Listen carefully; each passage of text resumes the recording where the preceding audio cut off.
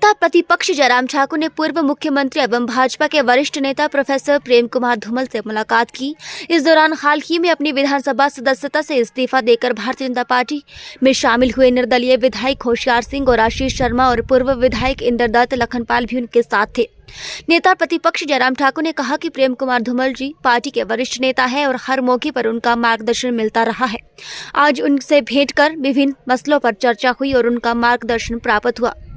जयराम ठाकुर ने कहा कि मुख्यमंत्री को अपने विधायकों से सवाल करने के बजाय खुद से सवाल करने चाहिए कि यह हाल आखिर कैसे हुआ, सरकार की इस हालत का जिम्मेदार कौन है।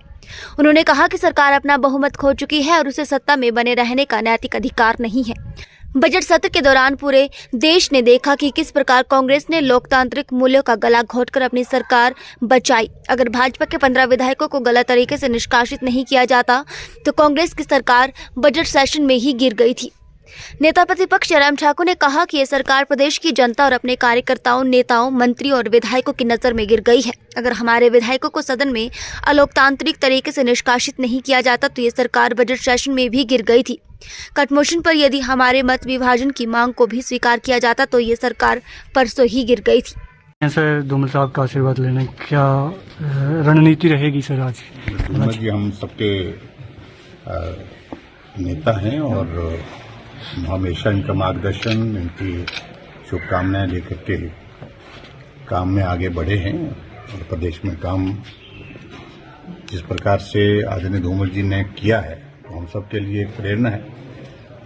और अब क्योंकि लोकसभा का चुनाव भी है और चुनाव के दृष्टि से आशीर्वाद की सबकी आवश्यकता है और धूमल जी का आशीर्वाद लेकर के हम सब लोग जा रहे हैं चुनाव के मैदान में। और अब की बार के ये चुनाव बहुत अलग परिस्थितियों का चुनाव, खासतौर से हिमाचल के संदर्भ में अगर हम देखें, जहां लोकसभा के चुनाव तो हो ही रहे हैं लेकिन साथ साथ में उपचुनाव विधानसभा के भी हो रहे हैं। 6 तो घोषित हो चुके हैं लेकिन 3 हमारे निर्दलीय विधायक जिन्होंने त्याग पत्र दिया है उनके बारे में भी निर्णय होना बाकी है।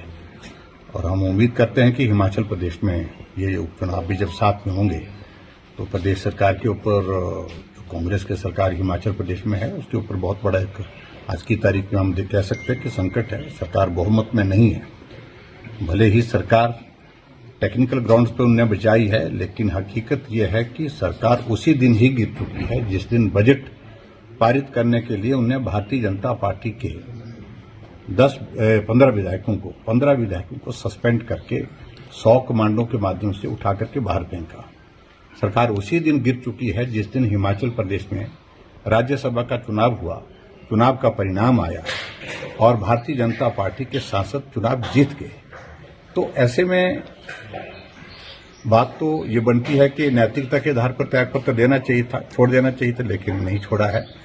और मुझे पूरा भरोसा है कि अब की बार जब 1 तारीख को 1 जून को जब वोटिंग होगी और 4 तारीख को जब परिणाम निकलेगा तो निश्चित रूप से देश में नरेंद्र मोदी जी के नेतृत्व में सरकार बनेगी। तीसरी बार प्रधानमंत्री बनेंगे हमारे।